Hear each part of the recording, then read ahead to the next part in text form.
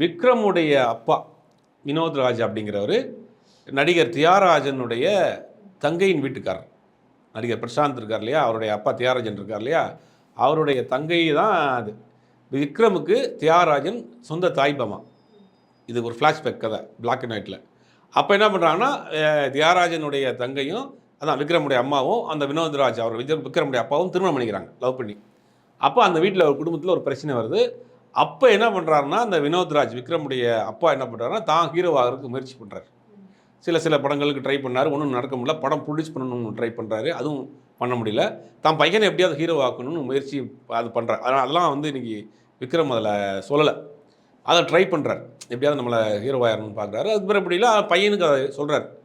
பையன் முயற்சி பண்ணுறாரு, அவருக்கும் அந்த மாதிரியான வரப்போ சரி ஒரு காலகட்டத்தில் வேணாம் நீ வேலையை பார்ப்போம் அப்படிங்கிற மாதிரி விக்ரம் அதை வந்து விடாப்பிடியாக பிடிச்சிக்கிறார். பிடிச்சி நான் வந்து எப்படியாவது நடிச்சு ஆவன்னு